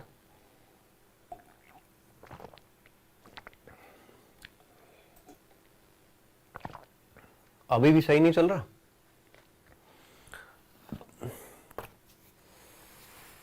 सही है, ठीक है। हाँ अभी सही हो गया होगा, क्योंकि एकदम से लाइट चली गई ना तो दिक्कत आती है, लाइट जाती है तो वो सारा सिस्टम हिल जाता है। चलो अब वापस स्टार्ट करते हैं इसको। तो घूर्णन गति के कारण प्रदीप्ति वृत्त जो है ये आपके घूमता है। तो प्रदीप्ति वृत्त की गति इस घूर्णन गति के कारण होती है। तो इस बात का हमारे को ध्यान रखना है कि प्रदीप्ति वृत्त गति किस कारण करता है, प्रदीप्ति वृत्त गति करता है इस घूर्णन गति के कारण, ठीक है। प्रदीप्ति वृत्त से क्या होता है आगे मैं बहुत डिटेल में समझाने वाला हूं परिक्रमण गति के अंदर। इसी में हम समझेंगे कि दिन व रात, जैसे अपन कहते हैं इक्विनॉक्स की स्थिति, जैसे अपन विषुव की स्थिति कहते हैं, तो विषुव की स्थिति क्या होती है, उस स्थिति के बनने के पीछे कारण क्या होते हैं, दिन रात छोटे क्यों होते हैं, ये सारी बातें जो है वो हम आगे समझेंगे। कब, परिक्रमण गति के दौरान समझेंगे। अभी आपको खाली इतना ध्यान रखना है कि आपके प्रदीप्ति वृत्त जो है वो गति करता है, वृत्त भी साथ में गति करता है इसके कारण। तो विद्यार्थियों ये थे हमारे इस घूर्णन गति के प्रभाव। तो घूर्णन गति के प्रभाव जो पढ़ रहे थे हम दिन रात, इसमें केंद्र अपसारी बल में दो चीजें और सीखने की जरूरत है। अच्छा, अगर पृथ्वी की गति बढ़ा दी जाए, अगर पृथ्वी की गति बढ़ा दी जाए तो आप मुझे बताइए कि केंद्र अपसारी बल घटेगा कि बढ़ेगा। तो पृथ्वी की अगर गति बढ़ेगी तो निश्चित रूप से फेंकने की क्षमता भी बढ़ जाएगी, मतलब साफ है कि केंद्र अपसारी बल भी बढ़ जाएगा। अगर पृथ्वी की गति घट जाती है या घटा दी जाती है तो केंद्र अपसारी बल भी घट जाएगा। तो इस बात का भी ध्यान रखना कि केंद्र अपसारी बल पृथ्वी की गति पर डिपेंड करता है, गति घटेगी बढ़ेगी उसी हिसाब से केंद्र अपसारी बल भी घटेगा बढ़ेगा, ठीक है। फेरल के नियम वगैरह मैं आगे पवनों में समझाऊंगा। अब मुझे यहाँ पे आपको कॉरियोलिस बल और समझाना है यहाँ पे कि कॉरियोलिस बल का क्या रहेगा, कि सबसे ज्यादा कॉरियोलिस बल कहाँ पे रहेगा और सबसे अधिक कॉरियोलिस बल कहाँ रहेगा, ठीक है। अब आपको मैं यहाँ पे एक चीज और समझाना चाहता हूँ, ये है कॉरियोलिस बल। देखिए बहुत ही आसान चीज है, कोई कुछ खास नहीं है। देखिए कॉरियोलिस बल में क्या होता है कि ये डिप्लेशन आ जाता है इस टाइप से, देखिए ये इस टाइप से डिप्लेशन आ जाता है। मतलब ये हुआ कि मैंने आपको बहुत सामान्य एग्जांपल से समझाया था कि मैं आपकी ओर कोई वस्तु फेंकता हूं और अगर वो आप तक ना पहुंच के थोड़ी और अलग डायरेक्शन ले लेती है तो वो बल क्या कहलाता है, कॉरियोलिस बल कहलाता है, ठीक है। एक मैं थोड़ा सा और आपको, मेरे पास एक और मॉडल था, शायद उन्होंने डाला नहीं, कोई बात नहीं, मैं एक एग्जांपल देता हूं आपको। एक कोई गोल्फर है, ठीक है, एक एग्जांपल दे रहा हूं आपको। जैसे ये कोई टेबल है या कोई ग्राउंड है, ये टेबल है और ये टेबल घूम रही है, ये घूम रही टेबल है, घूर्णन कर रही है, ठीक है। और इस टेबल के ऊपर यहां पे एक गोल्फर खड़ा है और ये गोल्फर क्या कर रहा है, गोल्फर शॉट ले रहा है इस प्रकार से, और वो शॉट लेके और गोल्फर उस बॉल को इस गड्ढे में डालना चाहता है। ये है आपके हॉल, इस हॉल में ये गोल्फर, ये बॉल है, ठीक है, और यहां पे खड़ा है गोल्फर। अब गोल्फर क्या करेगा, एक उस शॉट के द्वारा इस बॉल को इस हॉल के अंदर डालेगा। गोल्फ गेम आपने देखा ही होगा, गोल्फ में यही होता है। गोल्फर बहुत बेस्ट गोल्फर है, मतलब ये हुआ कि उसका निशान कभी नहीं चूकता, ये बात मान के चलिए आप। लेकिन ये घूम रही है, ये जो आपके टेबल है ये आपके पश्चिम से पूर्व की ओर घूम रही है। अब आगे देखिए क्या हुआ। अब गोल्फर ने शॉट लिया, जैसे ही गोल्फर ने शॉट लिया तो हुआ क्या, जैसे ही गोल्फर ने शॉट लिया तो ये बॉल जो है यह आपके आउट हो गई। मतलब ये हुआ कि यह बॉल उस हॉल के अंदर नहीं गई। अब हॉल के अंदर नहीं गई तो यहां पे दो चीजें हुई, या तो ये बॉल ओवरशूट हो गई, ओवरशूट का मतलब हो गया कि हॉल को पार करके आगे चली गई, या इस बॉल ने डायरेक्शन थोड़ा सा चेंज कर दिया। ठीक है, जाना इधर था और डायरेक्शन चेंज कर लिया। अब देखिए, अब गोल्फर को पूछा गया कि भाई आपकी बॉल, आप इतने परफेक्ट खिलाड़ी हो, आपकी बॉल इस हॉल में क्यों नहीं गई? तो गोल्फर ने कहा कि भाई मेरी कोई कमी नहीं है, यहां पे कोई न कोई फोर्स काम कर रहा है। देखिए क्या फोर्स हो सकती है। अब अगर ओवरशूट हुआ है, ओवरशूट का मतलब ये हुआ कि गोल्फर ने इतनी ताकत लगाई थी बॉल के ऊपर कि यह बॉल हॉल में जा सके, लेकिन हुआ क्या, हुआ ये कि बॉल हॉल से और आगे चली गई। अब गोल्फर ये कह रहा है कि मैंने इतनी ताकत से शॉट लिया ही नहीं था कि आपके इस हॉल को पार करके बॉल चली जाए, मैंने इतना ओवरशूट नहीं किया था, मैंने परफेक्ट शॉट लिया था। अब अगर यह बॉल ओवरशूट करके आगे चली जाती है तो इस बल को विद्यार्थियों हम कहते हैं केंद्र अपसारी बल। क्या कहते हैं? केंद्र अपसारी बल कहते हैं, जिसमें क्या होता है, जिसमें चीजों को बाहर फेंका जाता है। तो गोल्फर की ताकत इस होल तक थी और केंद्र अपसारी बल ने थोड़ी सी बॉल को और आगे कर दिया और उसकी वजह से क्या हुआ कि वो बॉल होल में नहीं गई, बल्कि वो गेंद थोड़ी सी आगे चली गई। ठीक है, एक चीज। दूसरी बात, अब अगर बॉल मान लो ओवरशूट नहीं हुई, गोल्फर ने कम ही ताकत लगाई थी, यहां तक ही ताकत लगाई थी, फिर भी बॉल हॉल के अंदर एक प्रकार से नहीं गई और साइड में चली गई। इसका मतलब क्या हुआ? जब बॉल साइड में जाएगी इसका मतलब साफ है कि बॉल जो है उसके ऊपर यहां से विक्षेपित हो गई है। तो बॉल विक्षेपित हुई है, इसका मतलब यहां पे एक पृथ्वी के घूर्णन के कारण कौन सा बल लगा है? विक्षेपण बल लगा है, और इस बल को हम कहते हैं कोरियोलिस बल। इस कोरियोलिस बल, तो अब आपको समझ में आ गया होगा कि केंद्र अपसारी बल और कोरियोलिस बल में बेसिकली डिफरेंस क्या है, समझ में आ जाना चाहिए कि केंद्र अपसारी बल जो है वो चीजों को बाहर फेंकता है और कोरियोलिस बल क्या करता है, चीजों को थोड़ा सा डाइवर्ट कर देता है, डिप्लेक्ट कर देता है, ताकि देखिए आप कि ये बॉल जानी इधर थी, उसने फेंकी भी इधर ही थी, शॉट भी उधर ही लिया था, लेकिन हुआ क्या, ये बॉल आपके थोड़ी सी हॉल में जाने से पहले डिफ्लेक्ट हो गई। इसका मतलब वो कोरियोलिस बल था। तो गलती गोल्फर की नहीं थी, गलती सिर्फ इतनी थी कि गोल्फर ने इस कोरियोलिस बल का अंदाजा नहीं लगाया। अगर गोल्फर थोड़ी सी इस साइड में मारता तो डेफिनेटली बॉल अपने आप ही हॉल के अंदर आ जाती। ठीक है ना, तो इस बात का हमें ध्यान रखना। जैसे हम बैठे हैं भारत में, भारत से कोई मिसाइल छोड़ते हैं और मिसाइल से हमें उड़ाना है बीजिंग शहर। अब अगर हमें मिसाइल से बीजिंग उड़ाना है, हमने मिसाइल सीधी बीजिंग के ऊपर डाल दी, तो पता है क्या होगा, उस डिप्लेशन फोर्स के कारण मिसाइल बीजिंग पे ना गिर के और कहीं किसी दूसरे शहर टोक्यो पे गिर जाएगी और लेने के देने पड़ जाएंगे। इसलिए क्या करते हैं विद्वान, क्या करते हैं, कोरियोलिस फोर्स का पहले पैमाना कर लेते हैं और बीजिंग से थोड़ा सा पहले से दूर रखेंगे ताकि कोरियोलिस बल लगने के बाद वो आपके उस जगह पे जाके गिर जाए। तो कोरियोलिस इफेक्ट से क्या करते हैं, टारगेट को एक प्रकार से हिट किया जाता है। अब जैसे मान लो कि ये दिल्ली है, अब दिल्ली से अगर इनको इस बीजिंग के ऊपर मिसाइल डालनी है तो अब ये क्या करते हैं, ये सीधी यहां मिसाइल नहीं डालते, दिल्ली से डायरेक्ट ऐसे नहीं डालते कि भाई बीजिंग के ऊपर, नहीं, ऐसे नहीं डालते। ऐसे डालेंगे तो क्या होगा, ये डिप्लेक्ट होके यहां पे गिरेगी, यहां टोक्यो नीचे आ गया तो गड़बड़ हो जाएगी। इसलिए क्या करते हैं, बीजिंग से थोड़ा सा ऐसे लेंगे, यहां लेंगे, ताकि कोरियोलिस बल लगने के बाद वो आपकी बीजिंग के ऊपर अपने आप ही आ जाती है।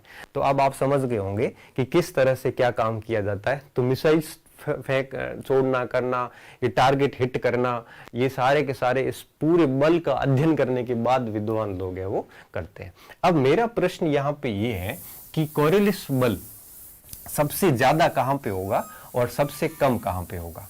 तो विद्यार्थियों इस बात का आप अच्छे से ध्यान रखना कि जो कोरियोलिस बल है यह आपके एक प्रकार से विपरीत विशेषताओं वाला होता है कि जब आपके पृथ्वी की जो घूर्णन गति है, पृथ्वी की घूर्णन गति के विपरीत काम करता है। मतलब ये हुआ कि जहां गति सबसे अधिक होगी, जहां गति सबसे अधिक होगी वहां यह आभासी बल, ये कोरियोलिस कैसा होता है, आभासी बल होता है, ये आभासी बल सबसे कम होगा, और जहां पृथ्वी की गति सबसे कम होगी वहां आभासी बल सबसे अधिक होगा। तो अगर मैं कोरियोलिस बल की बात करूं तो बिल्कुल ये व्युत्क्रमानुपाती है। कैसे? अब आप इसको यूं समझिए, इसको यूं समझिए, ये 0 डिग्री है, तो अब अगर इस, और ये 90 डिग्री, ये 90 डिग्री, ठीक है। इसको ऐसे समझना कि जो कोरियोलिस बल है वो आपके इस 0 डिग्री के ऊपर, कोरियोलिस बल 0 डिग्री पर कैसा होगा, 0 डिग्री पर 0 होगा, 0 डिग्री पे कोरियोलिस बल 0 होगा, और इसी 0 डिग्री के ऊपर केंद्र अपसारी बल हाईएस्ट होगा, केंद्र अपसारी बल सर्वाधिक, ठीक है। और अगर अपन 90 डिग्री की बात करें तो यहां कोरियोलिस बल सर्वाधिक होगा, कोरियोलिस बल कैसा होगा, सर्वाधिक होगा, और इस 90 डिग्री के पास में यह आपके केंद्र अपसारी जो बल है ये होगा 0। इस बात का आप अच्छी तरीके से ध्यान रखना, परीक्षाओं में कई बार पूछते हैं और हमें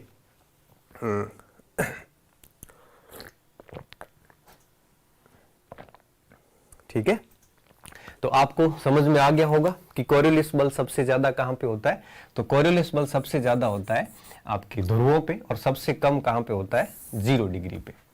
और केंद्र अपसारी बल बिल्कुल इसके विपरीत हो जाता है। क्यों? क्योंकि पृथ्वी की घूर्णन गति के सापेक्ष होता है केंद्र अपसारी बल, और इसके विपरीत होता है कोरियोलिस बल। तो कोरियोलिस बल जो है उस हिसाब से काम करता है। अब एक ये सवाल हो गया इंपॉर्टेंट। अब बात ये आती है कि एक बल और भी आता है, जैसे अपन कहते हैं गुरुत्वाकर्षण बल। गुरुत्वाकर्षण बल का हालांकि घूर्णन से सीधा कोई संबंध तो नहीं है, लेकिन फिर भी गुरुत्वाकर्षण बल का प्रभाव जरूर पड़ता है। देखिए ऐसा है कि जो पृथ्वी का केंद्र है, मैं आपको ये उदाहरण है वो अभी खत्म कर देता हूं यहां पे। देखो ये तीनों बल जानने बहुत जरूरी है, हमें जानने इसलिए जरूरी है कि इन बलों के बाद ही सारी चीजें होती है, ठीक है। अब देखो घूर्णन गति के अपन लास्ट पायदान पे है कि घूर्णन गति में क्या क्या चीजें समझनी थी, ऑलमोस्ट हमने सारी समझ ली है। अब ये थोड़ा सा ग्रेविटेशनल फोर्स समझ लेंगे तो फिर हमारी बात सारी क्लियर हो जाएगी। घूर्णन गति जो है, ये घूर्णन गति के कारण जी प्रभावित होता है, जी उत्पन्न नहीं होता। जी उत्पन्न कहां से होता है? अगर आप पृथ्वी के अंदर का एक कोई टुकड़ा ले लो, मान लेते हैं यहां से एक टुकड़ा निकाल लेते हैं। अब इस टुकड़े को हम निकाल लेते हैं यहां से, और इस टुकड़े को निकाल के और यहां पे अगर अपन इस टुकड़े को सेट करें तो पृथ्वी के आंतरिक भागों में यहां पे है निकल और फेरस जैसे आइटम, ठीक है, पदार्थ, निफे जिसे अपन कहते हैं। निफे का मतलब ये हुआ कि यहां पे लोह तत्व की मौजूदगी है पृथ्वी के केंद्र में, और ये जो लोह तत्व है ये आकर्षण पैदा करता है, लोहा आकर्षित करता है, आपको भी अच्छे से पता है। और इस कारण पृथ्वी के केंद्र से इन चुंबकीय शक्तियों की उत्पत्ति होती है, और पृथ्वी के गुरुत्व से होती है। गुरुत्व का मतलब था केंद्र, इसलिए इसको हम कहते हैं गुरुत्वाकर्षण बल। तो ध्यान रखना विद्यार्थियों, गुरुत्वाकर्षण बल की उत्पत्ति कहां से होती है? पृथ्वी के केंद्र से होती है। कहां से होती है? पृथ्वी के केंद्र से होती है, कोर से होती है, इसे अपन कोर भाग कहते हैं। और अब आप मुझे एक बात बताइए कि पृथ्वी का ये जो कह रहा आज की बाकी क्लास से ब्लॉक ठोको उनको। देखो ऐसा है, आज संडे है, सारे लोग घर पे हैं, रेस्ट कर रहे हैं। एक मैं ही हूं जो फ्री बैठा हूं और आपको पढ़ा रहा हूं, बाकी सब लोग आराम से रेस्ट करते हैं। सभी का अपना परिवार है, सब बैठे हैं, नौकरी लगी हुई है, इसलिए ठीक है। हाँ, अब मैं वापस बात कर रहा हूं। तो पृथ्वी, अब देखिए, तो गुरुत्वाकर्षण जो है, ये गुरुत्वाकर्षण आपके यूं कहिए कि उत्पत्ति कहां होती? पृथ्वी के केंद्र से। तो गुरुत्वाकर्षण का स्रोत है पृथ्वी का केंद्र। अब जो भाग पृथ्वी का नजदीक होगा वहां गुरुत्वाकर्षण सबसे अधिक होगा। क्यों? आप भी समझ सकते हो, कोई लोहे की चुंबक रखी हुई है और कोई नजदीक वस्तु है, वहां गुरुत्वाकर्षण ज्यादा होगा। अगर वस्तु दूर है तो निश्चित रूप से गुरुत्वाकर्षण वहां पे कम होगा। तो आपको पता है अच्छे से कि हमने पढ़ा भी है पिछले वीडियोज में। अगर मैं उस वीडियोज के ऊपर भी आऊं, सीधा यहाँ पे देखिए, इस पीपीटी पे आते हैं अपन, डायरेक्ट यहाँ पे आते हैं। देखिए, तो ये भाग जो है ध्रुवीय व्यास जो है उसका ध्रुवीय व्यास छोटा है, 12,714 है, तो ये भाग आपके इस केंद्र के नजदीक है, और ये भाग नजदीक होने के कारण सर्वाधिक गुरुत्वाकर्षण कहां पे होगा? सर्वाधिक गुरुत्वाकर्षण है आपके ध्रुवों के ऊपर। सर्वाधिक हाईएस्ट जी कहां होगा? जी सबसे अधिक होगा ध्रुवों के ऊपर, और आपके जी सबसे कम कहां पे होगा? विषुवत रेखा के ऊपर जी होगा कम। क्यों होगा? क्योंकि विषुवत रेखा वाला जो धरातल है यह आपके इस क्षेत्र से ज्यादा दूर है इसकी तुलना में। ये क्षेत्र ज्यादा निकट है इसलिए यहां पे जी ज्यादा है, ये क्षेत्र ज्यादा दूर है इसलिए यहां पे जी कम है। ठीक है, तो समझिए इस बात को कि जो गुरुत्वाकर्षण बल है, ये गुरुत्वाकर्षण बल ध्रुवों पे सबसे अधिक होगा। क्यों होगा? क्योंकि ये पृथ्वी के केंद्र से नजदीक है, और आपके 0 डिग्री पर जी कम होगा। क्यों होगा? क्योंकि यह आपके केंद्र से काफी दूर है, और जी ज्यादा दूर होने के कारण अब आप समझिए इस चीज को। अगर मैं ये कहूं कि अगर पृथ्वी की घूर्णन गति बढ़ा दें, अगर पृथ्वी की घूर्णन गति को बढ़ा देते हैं, तो मुझे बताइए आप, प्रश्न आपके ऊपर है कि अगर पृथ्वी की घूर्णन गति बढ़ा दे तो जी के ऊपर क्या प्रभाव पड़ेगा, और पृथ्वी की घूर्णन गति घटा दे तो जी के ऊपर क्या प्रभाव पड़ेगा? ये दोनों प्रश्न आपके ऊपर है, फटाफट बताइए ताकि मैं आगे और समझ सकूं।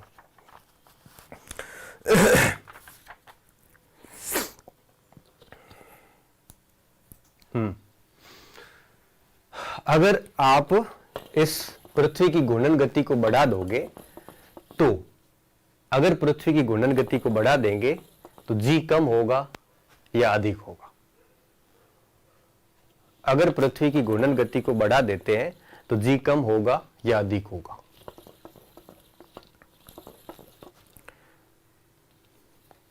कुछ नहीं होगा। शाबाश, गजब उत्तर बताया, कुछ नहीं होगा। नो इफेक्ट, शाबाश, कोई प्रभाव नहीं पड़ेगा। कहां से पढ़ के आए और इतना खतरनाक ज्ञान? यथावत रहेगा। इस उत्तर की उम्मीद मैं आपसे नहीं करता हूं। अच्छा ठीक है, ये इसको थोड़ा लेट ले जाते हैं। अच्छा मुझे एक बात बताइए कि जी का प्रभाव क्या पड़ेगा?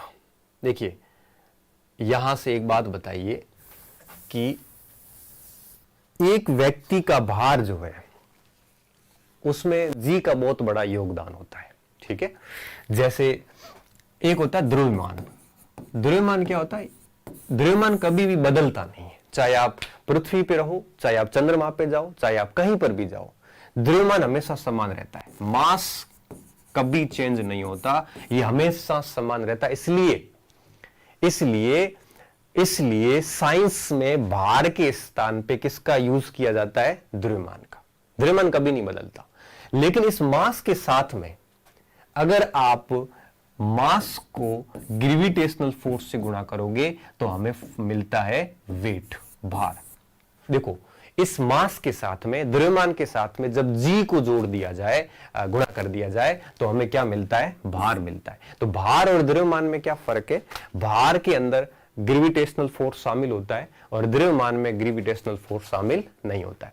आप अगर 0 डिग्री से ध्रुव पर कहीं पर भी जाओगे, आपका मास द्रव्यमान हमेशा सेम रहेगा। ठीक है, चाहे चंद्रमा पे चले जाओ, हमेशा आपका द्रव्यमान सेम रहेगा, यह परिवर्तित नहीं होगा। अब आप मुझे बताइए बात कि क्या पूरी पृथ्वी पर भार समान रहता है? क्या पूरी पृथ्वी पर भार समान रहता है? नहीं रहता। क्यों नहीं रहता? क्योंकि पूरी पृथ्वी पर द्रव्यमान तो समान रहेगा, लेकिन भार इसलिए नहीं समान रहेगा कि पूरी पृथ्वी पर गुरुत्वाकर्षण भिन्न भिन्न है। जी की भिन्नता के कारण, किसकी? गुरुत्वाकर्षण की भिन्नता के कारण पृथ्वी पर व्यक्ति का भार के भिन्नता के कारण पृथ्वी पर व्यक्ति का भार जो है वो कैसा होता है? भिन्न भिन्न होता है। भार अलग अलग आएगा, भार में भिन्नता आ जाती है। अगर अब आपसे मैं पूछूं कि 0 डिग्री पर एक व्यक्ति का भार ज्यादा होगा या आपके इस ध्रुवों पर भार ज्यादा होगा, तो आप कहोगे कि जब जहां पे जी ज्यादा होगा वहीं पे भार सबसे ज्यादा होगा। तो जी ज्यादा कहां पे है? ध्रुवों पे। तो एक व्यक्ति का सबसे अधिक भार कहां पे होगा? ध्रुवों पे सबसे अधिक भार होगा। क्यों होगा? क्योंकि यहां पे जी अधिक है, सर्वाधिक भार यहीं पे होगा। एक व्यक्ति का सबसे कम भार कहां पे होगा? विषुवत रेखा पे।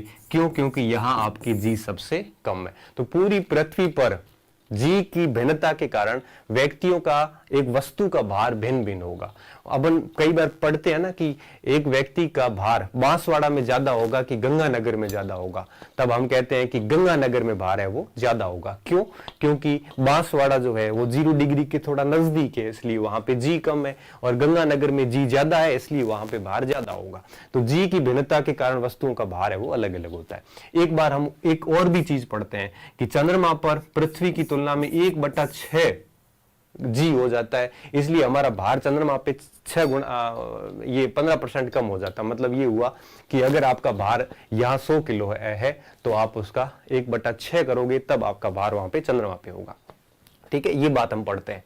अब देखिए, अगर इस पृथ्वी को तेज घुमाना शुरू करें, अगर इस पृथ्वी को तेज गति से घुमाएंगे तो विद्यार्थियों जी कम हो जाएगा। ध्यान रखना, पृथ्वी की स्पीड बढ़ेगी। अगर पृथ्वी की रोटेशन फोर्स बढ़ा दी जाए, अगर रोटेशन स्पीड बढ़ा दी जाए तो हमारा जी कम हो जाएगा, और अगर रोटेशन स्पीड को घटा दिया जाए तो जी बढ़ जाएगा। आप लगभग सभी ने उत्तर गलत दिया था कि हम अगर इस स्पीड को बढ़ाएंगे तो फिर क्या होगा कि वस्तुएं जो है वो आपके, यूं कहते हैं ना कि ये अपकेंद्रीय बल बाहर की ओर फेंकता है तो जी वापस खींचता है। इससे क्या होता है कि वायुमंडल वगैरह सब जुड़े हुए हैं। तो वायुमंडल वगैरह सब जब जुड़े हुए तो उसके पीछे एक ही कारण है, और वो है आपके जी का होना। तो एक बात और बता देता हूं चलते चलते कि जो हमारा जी है, अगर इस पृथ्वी को 17 गुना फास्ट कर दिया जाए, अगर इस स्पीड को 17 मल्टीपल 17 हाई कर दिया जाए, तो 17 गुना फास्ट कर देते हैं तो जी शून्य हो जाएगा। और जी शून्य होते ही हम क्या होंगे? हम उड़ने शुरू हो जाएंगे। हम अगर अभी स्टैंड है, जुड़े हुए हैं, तो सिर्फ और सिर्फ जी के कारण है।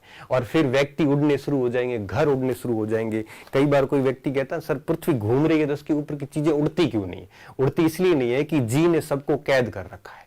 और अगर आपके पृथ्वी की स्पीड 17 गुना तेज कर दी जाए तो सारी चीजें उड़नी शुरू हो जाएगी। क्यों? क्योंकि उनके ऊपर जी शून्य हो जाएगा। तो जी जो है वो आपके इस घूर्णन गति के कारण एक प्रकार से कम ज्यादा हो सकता है। ये हाइपोथेटिकली परीक्षा में पूछा जाता है। तो 17 गुना करने पर पृथ्वी की स्पीड को तो जी 0 हो जाएगा और चीजें उड़नी शुरू हो जाएगी। जो वायुमंडल है ना हमारा, ये वायुमंडल भी इस जी के कारण जुड़ा हुआ है। तो ये जी बहुत ही इंपॉर्टेंट है। तो आज हमने बात करी गुरुत्वाकर्षण पे, कहाँ ज्यादा है कहाँ कम है, गुरुत्वाकर्षण का भार के ऊपर क्या फर्क पड़ता है, द्रव्यमान क्या होता है, केंद्र अपसारी बल क्या होता है, कॉरियोलिस बल क्या होता है, ये सारे की सारी चीजें जो है हमने पढ़ ली अभी। तो ये था हमारी घूर्णन गति। तो घूर्णन गति में हमने ऑलमोस्ट सारी चीजें देख ली है, और उम्मीद कर रहा हूं कि आपके ये समझ में भी आ गई होगी। ठीक है, अब घूर्णन गति के बाद में जो दूसरी गति है हमारी, वो है कौन सी? वो है हमारी परिक्रमण गति। और नेक्स्ट क्लास होगी जो शुक्रवार को, उसमें हम पढ़ेंगे परिक्रमण गति के बारे में। तो मिलते हैं अगले शुक्रवार को। और एक सूचना दे दूं जाते जाते कि बुधवार और गुरुवार ये 2 दिन आपको 6ठी से 12वीं एनसीईआरटी पॉलिटिकल साइंस पढ़ाई जाएगी हमारे गुरुजी के द्वारा। तो आप पॉलिटिकल साइंस भी पढ़ना, शाम को 1-1.5 घंटे की जो क्लास होगी उसमें। और मैं आपको वापस मिलूंगा शुक्रवार को। तब तक ये सारी चीजें अच्छे से समझना। कहीं समझ में नहीं आती है तो वापस वीडियो सुनना, उसको लिखना तरीके से। 1-1 घंटा, अब 3 क्लासें भी है, 3 घंटे की क्लासें भी है। तो 3 घंटे को समझ लोगे तो आपके बहुत सारे कंफ्यूजन है वो क्लियर हो जाएंगे। और कोई साथ में आपके पास किताब है वो देखोगे तो और भी बढ़िया हो जाएगा। ठीक है, इस तरह से समझते जाइए। और अगली जो शुक्रवार को मेरी क्लास होगी, शुक्रवार शनिवार रविवार 3 क्लासें लगेगी, उस समय हम ये विश्व भूगोल प्रयास करेंगे कि पूरा कर देंगे। तो व्यस्त रहना और पढ़ाई करते रहना और अच्छी तरीके से चीजों को समझते रहना। गहराई में जाएंगे, चीजों को बारीकी से समझेंगे, तब हमारे को परीक्षाओं में सफलता मिलती है। ऐसे फोरा ऊपरी नॉलेज देने से परीक्षाएं नहीं मिलती है, सफलताएं नहीं मिलती है। मैं देखता हूं आजकल एक ट्रेंड बना हुआ है ऑब्जेक्टिव प्रश्न का। बच्चे ऑब्जेक्टिव मैं आपको लिख के देता हूं कि जब तक आपके फंडे क्लियर नहीं है, जब तक आपका कंसेप्ट क्लियर नहीं है, जब तक आपको सब्जेक्ट की ऊपर पकड़ नहीं है, आप ऑब्जेक्टिव हल करके जिंदगी में कभी सक्सेस नहीं हो सकते। आपको सक्सेस होने के लिए टॉपिक का कंसेप्ट पढ़ना पड़ेगा। विद्यार्थियों, मैंने जीवन में खूब सारी परीक्षाएं पास करी है, मैंने आज तक कभी ऑब्जेक्टिव प्रश्न न सॉल्व किए न कभी किए, ठीक है। अब हम कोचिंग वाले भी कई बार लाइव आते हैं प्रश्न लेके, हमारी मजबूरी होती है, आना पड़ता है, क्योंकि बच्चों की डिमांड यही। हम कहते हैं ना कि टीवी पे धर्म की बहस चलती है, टीवी पे राजनीतिक बहस चलती है, टीवी मूल मुद्दों की बात नहीं करता। देखो ऐसा है, जो ऑडियंस मांगता है टीवी वही परोसता है, ऑडियंस यही सुनना पसंद करेंगे। अगर कोई न कोई टीवी जो है, उस टीवी पे अगर कृषि की बातें होगी, गरीबी की बातें होगी, अगर बेरोजगारी की बातें होगी, तो उस टीवी को कोई नहीं देखेगा, उस चैनल को, और उस चैनल की टीआरपी गिर जाएगी। इसलिए टीवी वही परोसेगा आपको जो आप पसंद करोगे। आप धर्म पे बहस सुनना पसंद करते हो, इसलिए टीवी चैनल वाले भी वही परोसते हैं। आप लोग टॉपिक, जब कंटेंट आता है वो देखना, सबसे कम व्यूवर लाइव टॉपिक पे होते हैं। इतने बढ़िया टॉपिक पढ़ा रहे, यहाँ मैं बता रहा हूँ, इस टॉपिक से अगर मैं प्रश्न बनाता तो यहाँ से करीबन 800-900 प्रश्न बन जाते। लेकिन ये टॉपिक अगर आपने आराम से समझ लिए तो आपको ऐसे ऑब्जेक्टिव देखने की जरूरत नहीं है। तो इसलिए कहता हूं कि इस ऑब्जेक्टिव के चक्कर की बजाय आप सब्जेक्ट को बढ़िया कीजिए, अपने टॉपिक्स को अच्छा कीजिए। कई सारे स्टूडेंट पूछते हैं मुझे, सर आपकी सफलता का राज क्या? देखो विद्यार्थी, मैं बता दूं, आप देख पा रहे होंगे मैं हिस्ट्री का स्टूडेंट हूं और मेरी ज्योग्राफी अब आप देख रहे होंगे कि इस लेवल की पढ़ाता हूं। मैं और भी डीप जा सकता हूं, लेकिन मेरी सीमा है कि मैं 12वीं से आगे जा नहीं पा रहा हूं। और इकोनॉमिक्स भी ऐसी पढ़ा लेता हूं। तो आप समझ सकते हो कि मैंने टॉपिक को कितना बढ़िया तरीके से पढ़ा होगा, उस वजह से हम सफल हो पाते हैं, ठीक है ना। तो ऐसे आजकल मैं देखता हूं ना, स्टूडेंट की डिमांड रहती है, सर ऑब्जेक्टिव प्रश्न एमसीक्यूज करवाओ।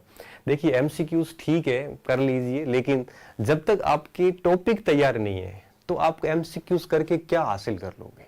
ये मेरा पर्सनल एक्सपीरियंस है, इसलिए मैं बता रहा हूँ। मैं ये अब मैं अगर इस पृथ्वी के आकार से ऑब्जेक्टिव सवाल बनाता हूं तो ऑब्जेक्टिव सवाल में कभी पूर्णता नहीं आती है। आप करोड़ों लाखों सवाल बना सकते हो, लेकिन कंसेप्ट अगर ढंग से समझ लिया तो उसकी एक सीमा है, उससे ज्यादा उसमें कुछ भी नहीं है। अब मेरे ये टॉपिक, आप मुझे कोई भी ऑब्जेक्टिव सवाल पूछ लो, मैं एक भी उत्तर गलत नहीं करूंगा। लेकिन ऑब्जेक्टिव आप 1000 सवाल सोल्व कर लो, मैं आपको 20 सवाल पूछ लूं, आप एक भी सवाल सही नहीं कर सकते। क्यों? क्योंकि आपकी सीमा प्रश्न तक सीमित रही है, जबकि मैंने असीमित रूप से सीमाओं से बाहर जाके उस टॉपिक को पढ़ा है। इसलिए कहता हूं कि विद्यार्थियों, आप टॉपिक पढ़िए, अच्छे से समझिए, गहराई में जाइए, उसके डूब के पढ़िए उसको, और इतना तरीके से समझिए कि कोई सा भी ऑब्जेक्टिव आ जाए ना, आपको क्या फर्क पड़ेगा। आप कहीं से भी सवाल आ जाए, आप आराम से उत्तर निकाल लोगे। कल को किसी स्कूल में पढ़ाने जाओगे, कल को कहीं और पढ़ाने जाओगे, तो फिर क्या होगा? तो वहां जाने के बाद आपने ऑब्जेक्टिव पढ़ के पास आए बच्चों को कभी पढ़ा नहीं पाओगे। इसलिए टॉपिक की कमांड बनाइए कि टॉपिक को कैसे मजबूत करना है, तब मजा आएगा। अदरवाइज तो ठीक है, परीक्षाएं छोटी मोटी इधर उधर होती रहेगी, करती रहेगी।